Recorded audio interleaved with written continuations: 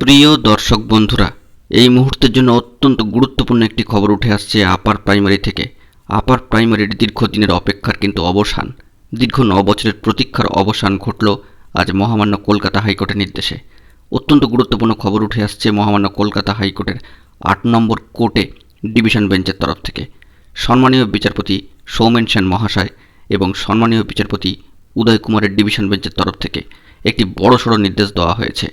আজকেই কিন্তু upper primary শিক্ষক নিয়োগ সংক্রান্ত অত্যন্ত গুরুত্বপূর্ণ মামলা ম্যাট 638 অফ 2021 শুনানির জন্য ছিল 2 নম্বর আইটেমে।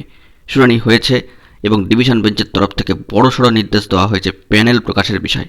অত্যন্ত গুরুত্বপূর্ণ খবর, 9 বছরের দীর্ঘ প্রতীক্ষার কিন্তু অবসান এবার ঘটল।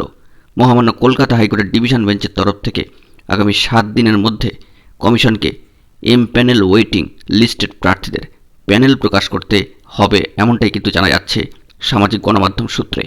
পাশাপাশি 15 দিনে পরবর্তী মামলা পুনরায় শুনানির জন্য রাখা কিন্তু হচ্ছে, অর্থাৎ অন্তর্ভুক্ত হবে।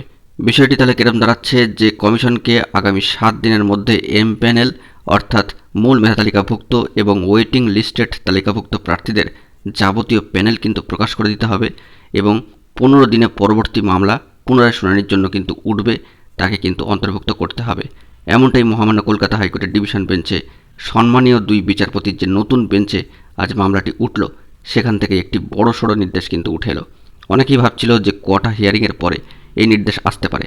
আপনাদেরকে আজকে একটি ভিডিও দিয়ে জানিয়েছিলাম যে কটা শুনানি হলে বা কটা হিয়ারিং হলে তারপর মেধা তালিকা আসতে পারে। সেক্ষেত্রে আপনাদেরকে জানিয়েছিলাম 1টা বা 2টো কিংবা 2টো বা 3টে। সেক্ষেত্রে প্রথম অপশানটি কিন্তু খেটে গেল এবং 100% আমাদের চ্যানেলের খবর কিন্তু মিলে গেল।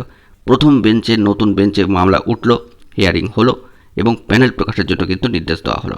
বন্ধুরা, সামাজিক গণমাধ্যম সূত্রে খবরটি উঠে আসছে সংক্ষেপিতভাবে। এ বিষয়ে বন্ধুরা পরবর্তী ক্ষেত্রে আরও তথ্য উঠে এলে অবশ্যই আপনাদের মাঝখানে তুলে ধরার চেষ্টা করব। আপাতত সংক্ষিপ্তভাবে প্যানেল প্রকাশের এই যে নির্দেশ এলো তা সামাজিক গণমাধ্যম সূত্রে জানা গিয়েছে, আপনাদের মাঝখানে তুলে ধরলাম। বন্ধুরা, এখন এটুকুই। সকলে ভালো থাকবেন, চ্যানেলটিকে এখনই সাবস্ক্রাইব করে নিয়ে সঙ্গে থাকবেন। ধন্যবাদ।